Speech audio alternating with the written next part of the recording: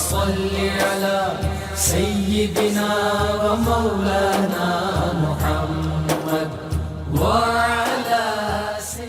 بسم اللہ الرحمن الرحیم۔ السلام علیکم ناظرین و سامعین کرام۔ پروگرام یاد الہی دیکھنے کے لیے، یاد الہی کے سابقہ تمام پروگرامز دیکھنے کے لیے، بالخصوص وظائف دیکھنے، سننے، جاننے اور پڑھنے کے لیے آپ ہمارے یوٹیوب چینل یاد الہی YAADESPACEILAHI یوٹیوب چینل یاد الہی کو سبسکرائب بھی کیجئے، لائک بھی کیجئے، کمنٹس بھی کیجئے، تاکہ یاد الہی کے مختلف پروگرامز اور وظائف سے آپ مکمل رہنمائی حاصل کر سکیں۔ ناظرین و سامعین،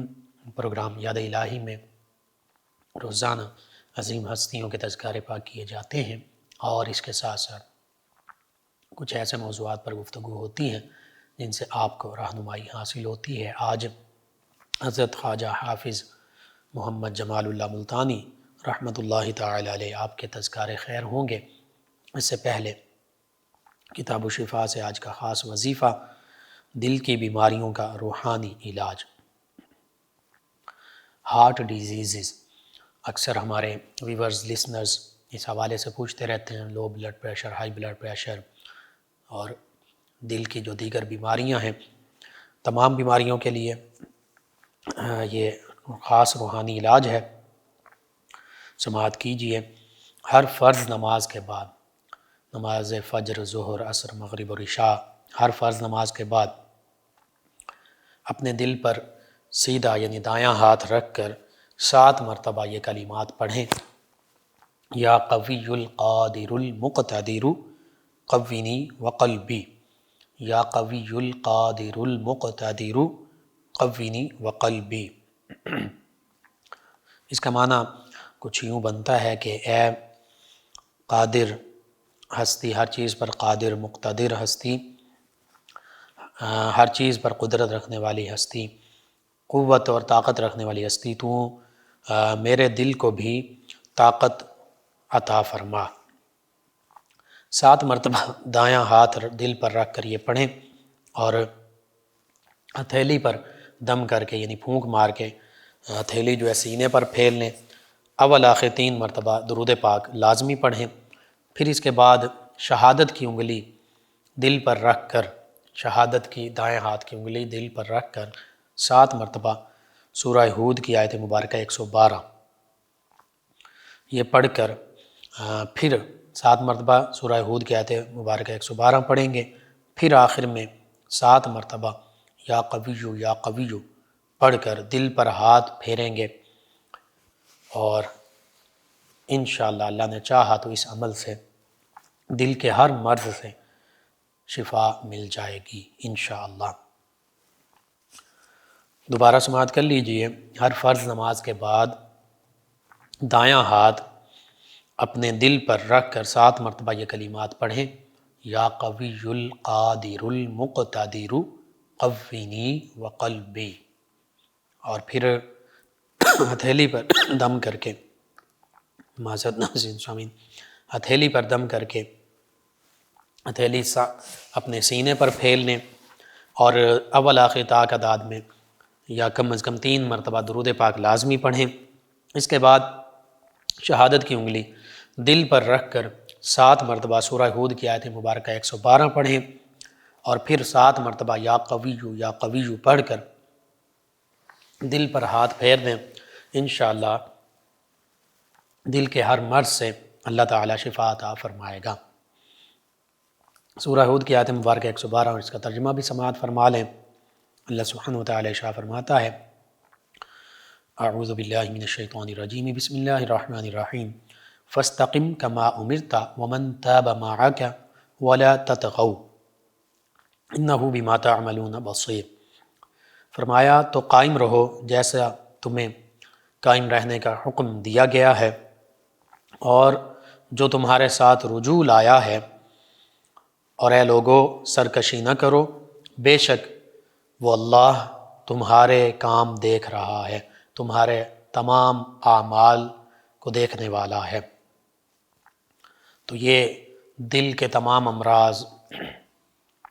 دل کی کمزوری، اختلاج قلب، بلڈ پریشر، دل کے جتنے بھی امراض ہیں ان میں لازمی پڑھتے رہیں، انشاءاللہ اللہ تعالی شفا عطا فرمائے گا۔ اس کے ساتھ ساتھ آپ اپنے دل پر دایاں ہاتھ رکھ کر 7 مرتبہ یہ بھی پڑھ سکتے ہیں، دل مارا کن مستقیم بحق ایاک نعبد و ایاک نستعین، دل مارا کن مستقیم بحق ایاک نعبد و ایاک نستعین۔ تو یہ دونوں بہت خوبصورت اور مجرب روحانی علاج ہیں دل کی تمام بیماریوں کے حوالے سے۔ آپ کو ضرورت ہے، ضرور اپنے معمول میں شامل کیجیے اور عاد و وظائف کا حصہ بنائیے، اپنے اعزاء، اقرباء، رشتہ دار، دوست، احباب، پڑوسی، محلے دار، امت مسلمہ تک پہنچائیے۔ میرے، آپ کے، ہمارے بتانے سے ہمارے کسی ایک بھی مسلمان بھائی، مسلمان بہن، مسلمان فرد کا فائدہ ہوتا ہے تو انشاءاللہ یہ ہمارے لیے دین و دنیا آخرت میں بھلائی، فائدہ، نجات اور شفا کا باعث ہوگا۔ اللہ سبحانہ و تعالی ہمیں آسانیاں عطا فرمائے، ہمیں آسانیاں بانٹنے والا بنائے، مشکلات سے ہماری حفاظت فرمائے، آمین۔ جی ناظرین و سامعین، حضرت خواجہ حافظ محمد جمال اللہ ملتانی رحمۃ اللہ تعالی علیہ عالم دین بھی تھے اور بڑے باکمال عالم تھے، اور مفسر تھے، محدث تھے، فقیہ تھے، مدرس تھے، مقرر تھے، ظاہری قرآن و حدیث اور فقہ کے تمام علوم سے بہرہ تھے، اور نہ صرف خود بہرہ تھے، مناظر تھے، مناظرہ کرنے والے، مباحثہ کرنے والے تھے، دین حق پر گفتگو کرنے والے، کلام کرنے والے، عقیدہ، اعمال صالحہ اور قرآن و سنت کی تمام تعلیمات پر عبور بھی، اور آگے لوگوں تک پہنچانے والے، حتیٰ کہ علم کی روشنی پھیلانے والے، اور پھر عالم ظاہر ہونے کے ساتھ ساتھ عالم باطن بھی تھے۔ اس وجہ سے عالم حق، عالم ربانی ٹھہرے، اور پھر آپ کا خانوادہ وہ علمی، روحانی، مذہبی گھرانہ تھا آپ کا، آپ کے والد گرامی، آپ کے دادا جان بھی عالم۔ تو اس حوالے سے اللہ تعالیٰ نے کئی خصوصیات سے آپ کو نوازا تھا، اور علم دین ہونا حقیقت میں من یرید اللہ بہ خیرا یفقہہ فی الدین، نبی کریم صلی اللہ علیہ وآلہ وسلم نے ارشاد فرمایا کہ اللہ تعالیٰ جس کے ساتھ بھلائی کا، خیر کا، بہتری کا ارادہ فرماتا ہے اسے دین کی فقاہت عطا فرماتا ہے، اسے دین کا علم عطا فرماتا ہے، اسے دین کی سمجھ بوجھ عطا فرماتا ہے۔ اور حقیقت یہ ہے، اسی حدیث مبارکہ کو اگر سامنے رکھا جائے تو جو علماء حق ہیں، علماء ربانیین ہیں، عالم ظاہر و باطن ہیں، یہ خیر پر ہیں، بھلائی پر ہیں، کیونکہ یہ دین کی ظاہری تمام تعلیمات کو بھی جاننے والے ہیں، اور علم الاحسان، علم الاخلاق، علم تصوف، علم طریقت، علم معرفت، علم حقیقت، تزکیہ باطن، اس کے بھی یہ پیکر ہیں۔ تو اس حوالے سے اللہ تعالیٰ کی طرف سے انہیں بھلائی ہی بھلائی عطا کی گئی۔ اور پھر جو قرآن و حدیث اور فقہ کا عالم ہو، اور پھر اس کے مطابق عمل بھی کرنے والا ہو، اور پھر تزکیہ باطن کے ناطے اس کا ہر عمل اخلاص پر مشتمل ہو، تو پھر ایسے عالم با عمل با اخلاص وہ امت کے لیے ایک عظیم نعمت ہوتے ہیں۔ آج بھی وہ علماء حق، وہ علماء ربانیین جو عالم ظاہر و باطن ہونے کے ساتھ ساتھ علم آگے پہنچانے والے، باعمل اور با اخلاص ہیں، حقیقت میں وہ نعمت عظمیٰ ہیں۔ اگرچہ وہ کم تعداد میں ہوں، اگرچہ ایک بھی ہوں، کسی بھی علاقے میں، کسی بھی محلے میں، کسی بھی شہر میں، وہ اس علاقے، اس محلے، اس شہر، اس جگہ کے لیے، اس صوبے، اس ملک کے لیے، اس خطے کے لیے باعث برکت ہیں۔ انہی میں آپ کا بھی شمار ہے۔ اور پھر قرآن مجید فرقان حمید کے حافظ بھی ہیں آپ۔ قرآن مجید فرقان حمید حفظ کرنا یہ بھی بڑی سعادت کا باعث ہے، اور پھر اس قرآن مجید فرقان حمید کی آپ تلاوت کرنے والے تھے، تلاوت کرنا بھی باعث سعادت، اس کو سمجھ کر پڑھنا بھی باعث سعادت، پھر اس پر عمل کرنا مزید باعث سعادت، اخلاص کے ساتھ عمل کرنا، یہی حقیقت ہے، یہی معرفت ہے، یہی طریقت ہے۔ طریقت علیحدہ سے کوئی چیز نہیں ہے۔ غالباً اکبر الہ آبادی اور دیگر کئی شعراء نے بھی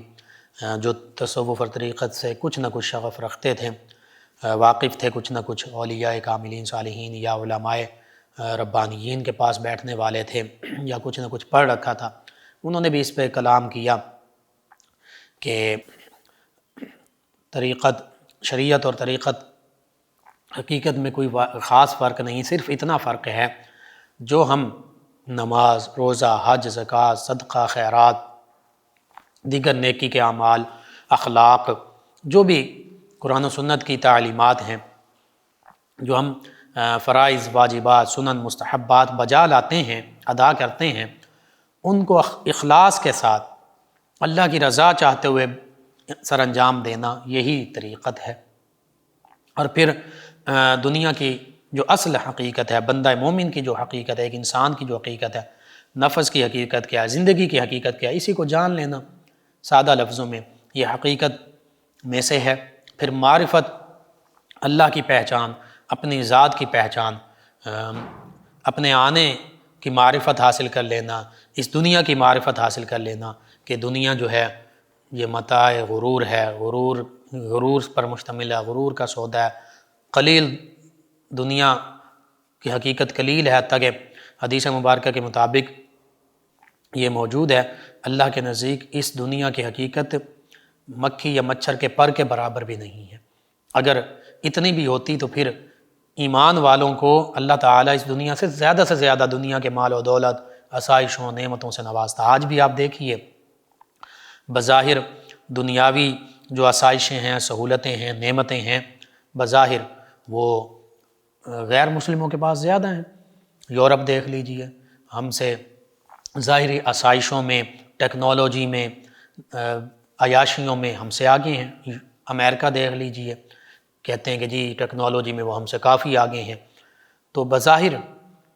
بظاہر جو ظاہری چیزیں ہیں ان کے پاس زیادہ ہوں گی، وافر مقدار میں ہوں گی، عیاشیوں میں ہیں، لگژریز ہیں ان کے پاس، ہر شعبے کے حوالے سے دیکھ لیجئے، معیشت کے حوالے سے، کھانے پینے کے حوالے سے، رہن سہن کے حوالے سے، لباس کے حوالے سے، چیزوں کے استعمال کے حوالے سے، ہو سکتا ہے ہم سے ایڈوانس ٹیکنالوجی، ہم سے ایڈوانس چیزیں ان کے پاس ہوں، لیکن یہ ظاہری نعمتیں زیادہ ہو جانا یہ دلیل نہیں ہے کہ اللہ تعالیٰ، اگر ہم اس کو دیکھیں تو پھر تو کہہ سکتے ہیں معاذ اللہ کہ ان پر اللہ کی زیادہ نعمتیں ہیں۔ نہیں، اللہ کی سب سے بڑی نعمت اللہ کی طرف سے عطا کردہ وہ ایمان ہے، وہ ہمارے پاس ہے، وہ ایمان والوں کے پاس ہے، مسلمانوں کے پاس ہے۔ پھر قرآن اللہ کی سب سے بڑی نعمت، نبی رحمت صلی اللہ علیہ وآلہ وسلم اس کائنات میں اللہ کی سب سے بڑی نعمت ہے، اللہ کا سب سے بڑا فضل ہے، اللہ کی سب سے بڑی رحمت ہے۔ وہ ہم انہیں تسلیم کرنے والے، ماننے والے، ان سے محبت کرنے والے، وہ ہمارے پاس ہیں، ہمارے دلوں میں بستے ہیں۔ اسلام سب سے بڑی نعمت، وہ ہمیں حاصل ہے، ایمان کی دولت حاصل ہے۔ حقیقت میں یہ سب سے بڑی دولتیں ہیں۔ رزق صرف روپیہ، پیسہ، ان چیزوں کا نام نہیں ہے۔ اللہ تعالیٰ کی طرف سے ہمیں ایمان حاصل ہے، یہ بھی رزق ہے۔ اللہ کی طرف سے جو ہمیں دولتیں حاصل ہیں، ایمان، اسلام، قرآن، نبی رحمت صلی اللہ علیہ وآلہ وسلم اور آپ کے فرمان، اللہ کے فرمان کی صورت میں، حقیقت میں یہ سب سے بڑی دولت ہے، یہ سب سے بڑی نعمتیں ہیں۔ لیکن ظاہری نعمتیں اغیار پر ہیں، اور اس کی وجہ یہ ہے کہ یہ دنیا کفار کے لیے، غیر مسلموں کے لیے جنت ہے، یہاں ان کے لیے عیاشیاں ہی عیاشیاں ہیں، عیاشیوں کے سامان ہیں،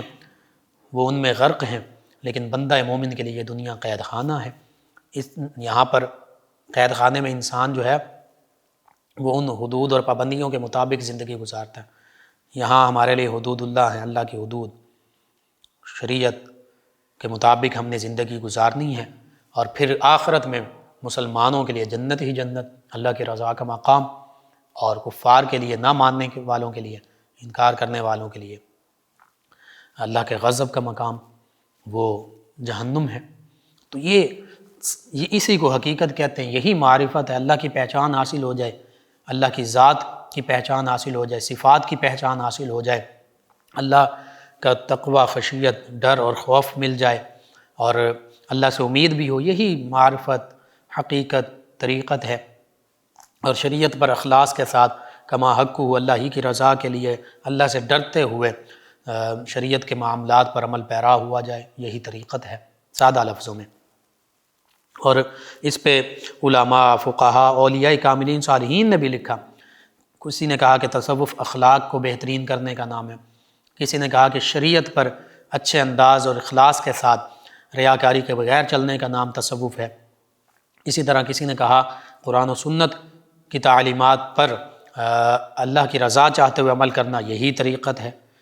یہی معرفت اور حقیقت ہے۔ تو حقیقت یہی ہے، حتیٰ کہ حضرت جنید بغدادی علیہ الرحمہ نے فرمایا کہ صوفی وہ ہے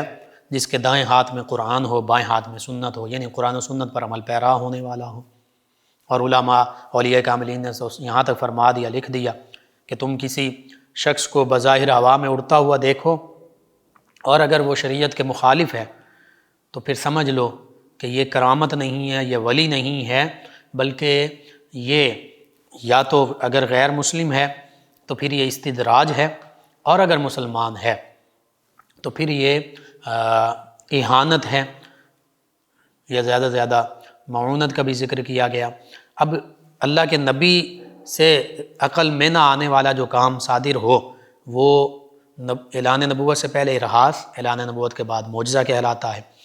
اللہ کے ولی سے جو صادر ہو وہ کرامت کہلاتا ہے۔ ایک عام مومن سے صادر ہو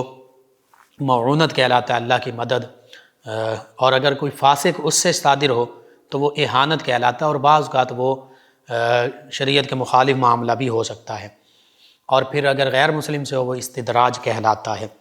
تو یوں کرامت کے لیے بھی یہ شرط ہے کہ کرامت ہم اسے کہیں گے جو اللہ کے ولی سے صادر ہو، اور اللہ کا ولی وہ ہے جو شریعت کا پابند ہے، شریعت کی مخالفت کرنے والا نہیں ہوتا۔ حضرت حافظ خواجہ جمال اللہ ملتانی رحمۃ اللہ تعالی علیہ کرامت کے بھی پیکر تھے، عالم ظاہر و باطن بھی تھے، مفسر، محدث، فقیہ، مناظر، مباحثہ کرنے والے بھی تھے۔ اور پھر آپ کا خاندانی پس منظر مختصراً ذکر کیا جائے تو آپ کے والد گرامی حافظ مولانا حافظ محمد یوسف علیہ الرحمہ، اور ان کے والد گرامی یعنی آپ کے دادا جان حافظ عبد الرشید علیہ الرحمہ، والد بھی حافظ، دادا جان بھی حافظ، آپ خود بھی حافظ، اور والد اور دادا جان بھی دینی علم رکھنے والے اللہ کے نیک بندے۔ پھر آپ کی ولادت باسعادت کے حوالے سے دیکھا جائے تو 1160 ہجری 1745 عیسوی، تقریباً یوں سمجھ لیجئے 250 سال پہلے آپ کی 250-300 سال پہلے آپ کی ولادت باسعادت ہوئی، اور 5 جمادی الاولیٰ بروز بدھ یہ آپ کے حوالے سے ملتا ہے۔ اسی طرح آپ کا وصال جو ہے وہ پھر 1226 ہجری بمطابق 1811 عیسوی میں 29 مئی کو 66 سال کی عمر مبارکہ میں ہوا، یعنی تقریباً آج سے 200 سال پہلے۔ اب بچپن میں ہی اپنے والد گرامی سے بھی تعلیم پائی، اور بچپن ہی میں قرآن مجید فرقان حمید بھی حفظ کر لیا۔ پھر اس کے بعد آپ نے مدارس میں داخلہ لیا، بڑے بڑے اپنے دور کے جو جید علماء کرام تھے ان سے قرآن، تفسیر، اصول تفسیر، حدیث، اصول حدیث، فقہ، اصول فقہ، منطق، فلسفہ، حکمت، بلاغت، علم معانی، بیان بدیع، علم کلام، علم مناظرہ، یہ تمام علوم حاصل کیے، اخذ کیے۔ اور پھر آپ کا یہ معمول تھا کہ آپ چونکہ ملتان سے تعلق رکھتے تھے تو حضرت شاہ رکن عالم ملتانی علیہ رحمہ ان کی بارگاہ میں حاضر ہوا کرتے، راتوں کو بھی وہیں مزار مبارکہ پر موجود رہتے، اور پوری رات میں قرآن مجید فرقان حمید کی تلاوت کرتے رہتے، قرآن مجید فرقان حمید مکمل پڑھتے ایک ہی رات میں، اور پھر وہیں پر تھوڑی دیر کے لیے آرام بھی کر لیتے، اور وہاں پر دعا مانگا کرتے۔ حضرت شاہ رکن عالم ملتانی علیہ رحمہ کے وسیلے سے اللہ کی بارگاہ میں بھی اور آپ کی بارگاہ میں بھی متوجہ ہوتے اس حوالے سے کہ اللہ تعالیٰ کوئی مرشد کامل عطا فرما دیں۔ تو بس یوں ہی آپ انہی کی درگاہ پر مزار مبارکہ پر موجود تھے، قرآن مجید فرقان حمید مکمل پڑھ کر ان کی روح کو ایصال ثواب کیا اور وہیں پر سو گئے۔ جب سوئے تو رات خواب دیکھا، خواب میں حضرت شاہ رکن عالم ملتانی علیہ رحمہ بیٹھے ہیں، تشریف فرما ہیں، ساتھ حضرت خواجہ نور محمد مہاروی چشتی نظامی علیہ رحمہ تشریف فرما ہیں، اور یہ خود بھی وہیں بیٹھے ہیں۔ شاہ رکن عالم ملتانی علیہ رحمہ حضرت خواجہ حافظ جمال اللہ ملتانی علیہ رحمہ کا ہاتھ پکڑ کر خواجہ نور محمد مہاروی علیہ رحمہ کے ہاتھ میں دیتے ہیں اور فرماتے ہیں کہ یہ آپ کے پیر ہیں، ان سے آپ بیعت ہو جائیں۔ بس جب یہ خواب دیکھا تو خواجہ نور محمد مہاروی علیہ رحمہ صبح جب بیدار ہوئے تو خواجہ نور محمد مہاروی علیہ رحمہ کی بارگاہ میں چشتیاں شریف، مہار شریف جو ہے جہاں حضرت خواجہ نور محمد مہاروی علیہ رحمہ تشریف فرما تھے، وہاں حاضر ہوئے اور حاضر ہو کر انہوں نے ان سے محبت کا انداز اختیار کیا، پوچھا کہ آپ کس لیے آئے ہیں؟ تو انہوں نے عرض کیا کہ حضور میں آپ سے بیعت ہونے کے لیے، آپ کی زیارت کے لیے حاضر ہوا ہوں اور بیعت ہونے کے لیے حاضر ہوا ہوں۔ تو انہوں نے پوچھا کہ آپ کا وطن کون سا ہے؟ آپ نے بتایا کہ ملتان سے میں حاضر ہوا ہوں، ملتان میرا وطن ہے۔ تو پھر قبلہ عالم حضرت خواجہ نور محمد مہاروی علیہ رحمہ نے آپ کو بیعت بھی کیا اور پوچھا کہ آپ کی تعلیم کتنی ہے؟ تو آپ نے کہا کہ جی میں حافظ ہوں، قرآن مجید فقہ حمید حفظ کیا ہوا ہے۔ اپنے عالم دین ہونے کا ذکر نہ کیا، لیکن اسی محفل میں، وہیں اسی مجلس میں مولانا محمد حسین بہاول پوری علیہ رحمہ بھی بیٹھے تھے، جو آپ کے ہم جماعت تھے، ہم درس تھے۔ انہوں نے آپ کو پہچان لیا اور قبلہ عالم حضرت خواجہ نور محمد مہاروی علیہ رحمہ کی بارگاہ میں نہایت ادب کے ساتھ عرض کیا کہ، اور حضرت خواجہ نور محمد مہاروی علیہ رحمہ نے بھی پوچھا کہ مولانا یہ حافظ جمال اللہ ملتانی ان کو آپ جانتے ہیں؟ تو انہوں نے عرض کیا کہ حضور یہ تو بہت بڑے عالم دین بھی ہیں، مناظر بھی ہیں، مباحثہ بھی کرنے والے ہیں، اور ہمارے ہم درس بھی ہیں، ہم جماعت بھی ہیں، اور ان کو طالب علمی کے ہی زمانے میں لوگ علامۃ العصر کہتے تھے، یعنی اپنے زمانے کے بہت بڑے عالم دین، بہت بڑے علم رکھنے والے، علمی شخصیت۔ یہ جان کر قبلہ عالم حضرت خواجہ نور محمد مہاروی علیہ رحمہ حضرت خواجہ حافظ جمال اللہ ملتانی علیہ رحمہ کی طرف متوجہ ہوئے اور فرمایا کہ آپ نے مجھ سے اپنے علم کو کیوں چھپایا؟ تو آپ نے عرض کیا کہ حضور میں نے سنا ہے کہ عام طور پر فقراء جو ہیں وہ علماء سے اعتراض کرتے ہیں، یعنی ان سے دور رہتے ہیں۔ تو قبلہ عالم نے فرمایا، خواجہ نور محمد مہاروی علیہ رحمہ نے، کہ نہیں ایسی کوئی بات نہیں، بلکہ فرمایا ہم تو علماء کے چاہنے والے ہیں اور ہمیں تو علماء ہی سمجھتے ہیں، اور ہمارا کام جو ہے وہ علماء ہی سر انجام دیتے ہیں، جاہل بیچارے ہماری معاملات کو کب سمجھیں گے، اور علماء سے تو ہم خوش ہوتے ہیں۔ اور حقیقت بھی یہی تھی۔ حقیقت میں تمام سلاسل طریقت، چاہے سلسلہ نقشبندیہ ہو، سلسلہ نقشبندیہ مجددیہ ہو، سلسلہ قادریہ ہو، سلسلہ چشتیہ ہو، سلسلہ سہروردیہ ہو، تمام سلاسل کے جو بزرگان دین گزرے ہیں، آپ ان کی سوانح حیات، ان کی سیرتوں کو پڑھیے، زندگیوں کو پڑھیے، تو 99% ان میں سے ظاہری طور پر بھی عالم دین تھے، علم پڑھے ہوئے تھے، اور اگر چند ایک امی بھی تھے تو انہیں اللہ تعالیٰ نے علم لدنی عطا فرمایا تھا، اور اس کے بعد بھی وہ کتابوں سے دیکھ کر، علماء کرام سے پڑھ کر، اور اللہ تعالیٰ کی طرف سے خاص جو علم حاصل ہوتا ہے اس سے انہیں علم ظاہر بھی حاصل تھا، قرآن و حدیث اور فقہ کا علم حاصل تھا۔ اور امی اولیاء کاملین صالحین کو دیکھا جائے تو بالخصوص حضرت سید عبدالعزیز دباغ علیہ رحمہ، ان کا نام ہمیں سر فہرست ملتا ہے، بظاہر کسی مدرسے سے نہیں پڑھے تھے، ہاں سید تھے، عربی جاننے والے تھے، اور قرآن و حدیث کا علم اللہ تعالیٰ نے انہیں علم لدنی کے طور پر عطا فرمایا تھا۔ تو جب حضرت خواجہ نور محمد مہاروی علیہ رحمہ نے یہ کلمات ارشاد فرمائے تو آپ کو مزید دلی تسکین حاصل ہوئی کہ میں حقیقت میں صحیح جگہ پر پہنچا ہوں، کہ وہ ان ہستیوں کی بارگاہ میں حاضر ہوں جو علماء کے ساتھ بھی محبت کرنے والے ہیں۔ اور حقیقت یہ ہے کہ علم ظاہر ہونا یہ بھی ضروری ہے اور علم باطن ہونا یہ بھی ضروری ہے، پھر ہی انسان محقق بن سکتا ہے۔ جیسے حضرت سیدنا امام مالک رضی اللہ عنہ نے فرمایا تھا کہ علم ظاہر جس نے حاصل کیا اور علم باطن حاصل نہ کیا، ہو سکتا ہے وہ بے عمل ہو جائے، اور جس نے علم باطن تو حاصل کیا لیکن علم ظاہر نہ حاصل کیا، ہو سکتا ہے وہ زندیق ہو جائے، بے دین ہو جائے۔ اور فرمایا جس نے دونوں علم حاصل کیے وہ محقق ہوا۔ بہرحال حضرت خواجہ حافظ جمال اللہ ملتانی علیہ رحمہ چند دن اپنے مرشد گرامی حضرت خواجہ نور محمد مہاروی علیہ رحمہ کی بارگاہ میں حاضر رہے، اور یہ قبلہ عالم حضرت خواجہ نور محمد مہاروی علیہ رحمہ وہ ہستی ہیں جو حضرت خواجہ شاہ سلیمان تونسوی علیہ رحمہ کے پیر و مرشد ہیں، جو حضرت خواجہ شمس الدین سیالوی علیہ رحمہ کے دادا پیر و مرشد ہیں۔ تو یوں بہت بڑی یہ ہستی ہیں، اور سلسلہ چشتیہ نظامیہ کے حوالے سے ان کا بڑا کام ہے۔ کہہ سکتے ہیں کہ سلسلہ چشتیہ نظامیہ کے یہ مجدد بھی ہیں، کہ اس سلسلہ چشتیہ نظامیہ کے کام کو، اس کے پیغام کو، اس طریقے کے فیضان کو آپ نے خود بھی اور آپ کے مریدین اور خلفاء، جس میں شاہ سلیمان تونسوی علیہ رحمہ، خواجہ حافظ جمال اللہ ملتانی علیہ رحمہ، یہ بڑے نام، اور پھر ان ہستیوں کے آگے جو خلفات ہیں انہوں نے اسلام کا پیغام بھی پہنچایا، سلسلہ عالیہ چشتیہ نظامیہ کا پیغام اور فیضان بھی لوگوں تک پہنچایا۔ بہرحال حضرت خواجہ حافظ جمال اللہ ملتانی علیہ رحمہ اپنے مرشد گرامی کی بارگاہ میں رہے، ان سے خرقہ خلافت پایا، خلافت سے نوازے گئے، اور پھر اپنے وطن واپس لوٹے ملتان۔ یہاں آ کر آپ نے مدرسہ بھی قائم کیا، جس میں قرآن و حدیث، فقہ،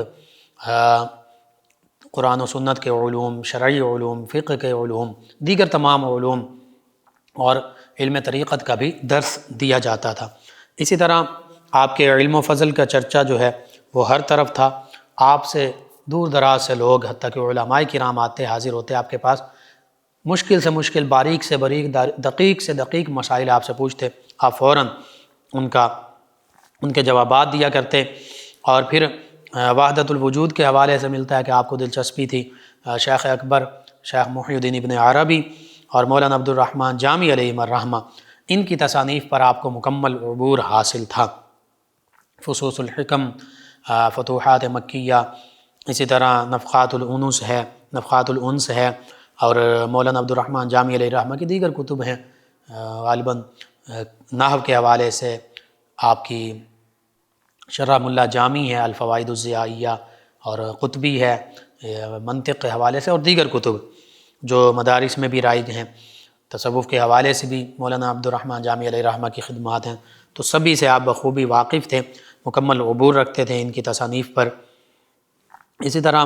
جب آپ تصوف، طریقت اور شریعت کے رموز، اسرار و رموز لوگوں کو بتاتے اور سمجھاتے، تو ایسا محسوس ہوتا تھا کہ ایک سمندر جو ہے وہ امڑ رہا ہے، اتنا اللہ تعالیٰ نے آپ کو شریعت اور طریقت اور تصوف کے علوم، معرفت اور فیضان سے نوازا تھا۔ آپ کا مدرسہ جو تھا وہ قرآن و سنت، حدیث اور دیگر علوم کا ایک بہت بڑا مرکز تھا، اور پھر چونکہ آپ صوفی بھی تھے، درویش بھی تھے، اللہ کے ولی بھی تھے، تو یوں کہہ سکتے ہیں مجمع البحرین تھے، تمام علوم ظاہر و باطن کا مجمع تھے، مرکز تھے، محور تھے۔ تو آپ کی بارگاہ سے کئی بڑے بڑے علماء، اولیاء، صلحاء، مصنفین، مؤلفین، درس نظامی کے مدرسین، انہوں نے فیوز و برکات پائے۔ یعنی بڑے بڑے ہیرے جو ہیں وہ آپ کی بارگاہ سے چمک کر نکلے۔ ان میں چند ایک کا نام جو ہیں، اسماء جو ہیں وہ میں بول دیتا ہوں، جو آپ کے مریدین میں، آپ کے تلامذہ میں شامل تھے۔ سب سے بڑا ایک نام علامۃ العصر، علامہ حافظ عبدالعزیز پڑھاروی علیہ رحمہ۔ اب یہ خود اپنے بارے میں انہوں نے لکھا، بتایا، فرماتے تھے کہ میں شروع میں دیہات کے ماحول میں یہ جانوروں کو چارہ کھلایا کرتے تھے، جانوروں کی دیکھ بھال کیا کرتے تھے، چارہ کاٹتے، کھلاتے، یہ مشغولیت تھی ان کی۔ پھر علم دین کی طرف راغب ہوئے تو کہتے ہیں کہ میں تو بہت کند ذہن تھا، کوئی چیز مجھے سمجھ نہیں آتی تھی، تو پھر اپنے استاد گرامی اور مرشد گرامی، انہی کی دعا اور انہی کی برکت، حضرت خواجہ حافظ جمال اللہ ملتانی علیہ رحمہ کی نظر کامل برحمہ، ان کی برکت، ان کی دعا سے اتنے علم میں، فضل میں ایسا کمال پایا۔ اور غالباً ان کے حوالے سے بھی ملتا ہے کہ بہت زیادہ آپ نے مدارس میں علم حاصل نہیں کیا، علم لدنی آپ کو ملا، فیضان ملا، کہ ایک وقت آیا کہ آپ نے عقائد کی شرح لکھی، النبراس کے حوالے سے مدارس میں پڑھائی جاتی ہے، دیگر مختلف علوم پر آپ نے کتابیں لکھیں، وہ بھی آج علماء اور طلباء جانتے ہیں اس حوالے سے۔ تو یہ سارا فیضان حضرت خواجہ حافظ جمال اللہ ملتانی علیہ رحمہ سے آپ کو حاصل تھا۔ اسی طرح دیگر جو آپ کے مریدین، خلفاء اور تلامذہ تھے، ان میں مشہور ترین خلفاء میں مولانا خدا بخش خیر آبادی ملتانی علیہ رحمہ، مولانا عبدالرزاق علیہ رحمہ، سید زاہد شاہ علیہ رحمہ، سید بلند شاہ علیہ رحمہ، مولانا منشی غلام حسن شہید علیہ رحمہ، یہ علامہ تھے اور غالباً لوگ ان کے پاس آیا کرتے اور ان سے اس دور میں جو ظاہری معاملات کے حوالے سے عرضیاں لکھواتے تھے، تو اس وجہ سے یہ منشی مشہور ہو گئے۔ اور اسی طرح صاحبزادہ غلام فرید علیہ رحمہ، قاضی محمد عیسیٰ خان پوری علیہ رحمہ، حافظ محمد موسیٰ صدیقی علیہ رحمہ، ان کے نام جو ہیں یہ قابل ذکر ہیں۔ بہرحال حضرت حافظ جمال اللہ ملتانی علیہ رحمہ کی زندگی، پوری زندگی قرآن مجید فرقان حمید کی تلاوت میں گزری، قرآن مجید فرقان حمید کو پڑھنے، سمجھنے، پڑھانے، سمجھانے میں گزری، قرآن مجید فرقان حمید کی تعلیمات لوگوں تک پہنچانے میں گزری، حدیث مبارکہ نبی کریم صلی اللہ علیہ وسلم کے فرامین مبارکہ امت تک پہنچانے میں گزری، فقہی مسائل لوگوں کے حل کرنے میں اور فقہ قرآن حدیث پڑھانے میں گزری، اور پھر اللہ اللہ کرنے میں، کروانے میں، اور لوگوں کے تزکیہ باطن کروانے میں، ظاہر و باطن منور لوگوں کے کرنے میں آپ کی ساری زندگی گزری۔ یہ بہت بڑی سعادت ہے کہ اللہ تعالیٰ اپنے بندے کو قرآن و حدیث کے علوم اور فیضان سے بھی آشنا فرما دے، روشناس فرما دے، حافظ بھی ہو، وہ قرآن پاک کی تلاوت کرنے والے بھی ہوں، اور پھر باطنی علوم بھی حاصل ہوں، وہ مدرس بھی ہوں، وہ مقرر بھی ہوں، وہ مفسر بھی ہوں، وہ محدث بھی ہوں، وہ فقیہ بھی ہوں، وہ مناظر بھی ہوں۔ یہ اللہ تعالیٰ نے آپ کو تمام ان اوصاف سے نوازا، ان تمام نمایاں خوبیوں سے نوازا۔ اللہ تعالیٰ کے یہ آپ پر خاص فضل و کرم۔ پھر آپ کے تلامذہ، آپ کے مریدین، آپ کے خلفاء، انہوں نے قرآن و حدیث کا پیغام، تزکیہ باطن عملی طور پر یہ امت مسلمہ تک پہنچایا، اور یہ سلسلہ چشتیہ نظامیہ کا جو خاص فیضان تھا، قرآن و حدیث اور فقہ کا جو خاص فیضان تھا، وہ اس خطہ برصغیر میں بالخصوص ملتان اور جنوبی پنجاب میں، اور پھر اس سے آگے تک یہ آپ ہی کے ذریعے، آپ ہی کے تلامذہ، آپ ہی کے مریدین، خلفاء، انہی کے ذریعے پہنچا۔ بالآخر 1226 ہجری میں آپ کا وصال ہوا، 1811 عیسوی 29 مئی کو، تقریباً 66 سال کی عمر مبارکہ میں، اور آپ کا نماز جنازہ جو ہے وہ آپ ہی کے خلیفہ اعظم حضرت خواجہ خدا بخش خیر پوری ملتانی علیہ رحمہ نے ہزاروں علماء و مشائخ کی موجودگی میں آپ کی وصیت کے مطابق پڑھایا۔ تیسرے روز جب قلخانی کا موقع آیا تو نواب مظفر الدین شہید اور حضرت صاحبزادہ نور احمد مہاروی علیہ رحمہ اور دیگر علماء اور مشائخ نے مولانا خدا بخش ملتانی خیر آبادی علیہ رحمہ کو سجادگی کی دستار باندھی، یعنی آپ کے سجادہ نشین ٹھہرے۔ یوں اس دنیا سے آپ نے پردہ کیا اور اللہ کی بارگاہ میں حاضر ہوئے، اور آج بھی آپ کا مزار مبارکہ مرجع خلائق ہے، لوگ وہاں حاضر ہوتے ہیں، فیوز و برکات پاتے ہیں۔ آپ کی درگاہ، آپ کا مدرسہ، آپ کی مزار مبارکہ، اس کا فیضان لوگوں تک پہنچ رہا ہے، اور پھر آپ کی جو شخصیت ہے وہ آج کے لیے، ہمارے لیے، علماء کے لیے، مشائخ کے لیے مشعل راہ ہے کہ جو مشائخ ہیں انہیں علم دین کی طرف بھی متوجہ ہونا چاہیے، اور جو علماء ہیں انہیں علم احسان، علم تصوف، طریقت کی طرف متوجہ ہونا چاہیے اور محقق بننا چاہیے۔ جب محقق بنیں گے تو پھر امت مسلمہ کی وہ مزید اچھے انداز کے ساتھ وہ رہنمائی کر سکیں گے۔ اللہ سبحانہ و تعالیٰ سے یہ دعا، اللہ تعالیٰ ہمیں ان عظیم ہستیوں سے محبت، ان کے نقش قدم پر چلنے والا بنائے، اور ان کی تعلیمات پر کہ ہمیں پیروی کرنے والا بنائے۔ آمین۔ اللہم صلی علی سیدنا و مولانا محمد آپ سماعت فرما رہے ہیں پروگرام یاد الہی۔ ناظرین و سامعین، اس دوران ہمیں جوائن کیا ہمارے ریگولر لسنرز میں شامل ہیں افتخار ڈوگر صاحب، محمد علی عباس صاحب، غلام حسین صاحب، احمد صاحب اور اللہ وسایہ صاحب ہیں 208 چک ڈوگراں والا سے۔ کہتے ہیں کہ السلام علیکم۔ جی وعلیکم السلام۔ کہتے ہیں آپ کا پروگرام بہت اچھا ہم سن رہے ہیں۔ جی شکریہ آپ کا، آپ نے ہمیں جوائن کیا۔ ناصر صاحب ہیں، یہ کہتے ہیں کہ آپ کی بہت خوبصورت گفتگو ہے۔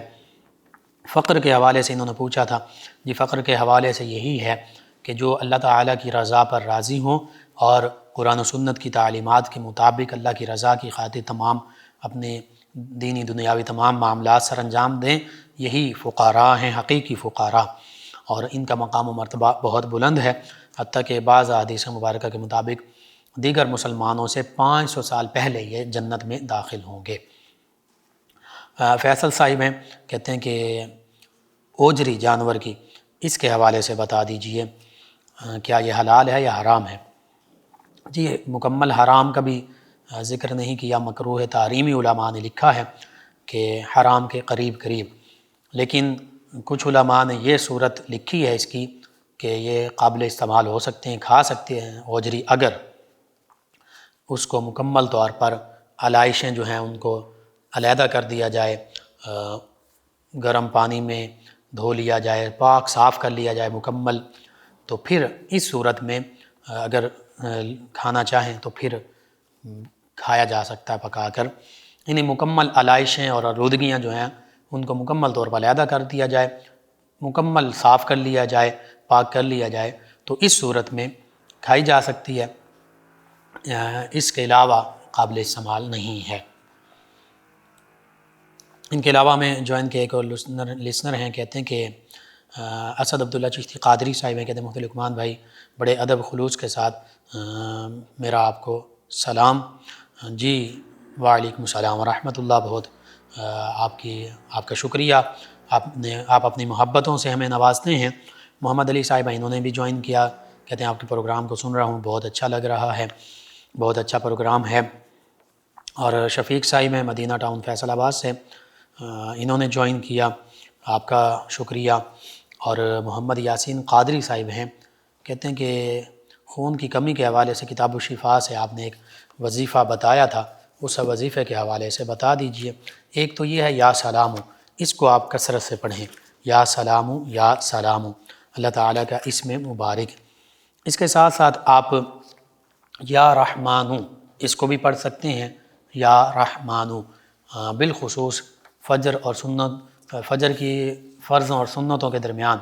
کم از کم 41 مرتبہ پڑھ کر اپنے اوپر دم کر لیجئے، یہ بھی ہر قسم کی بیماری سے شفا کے لیے، خون کی کمی سلامتی کے لیے۔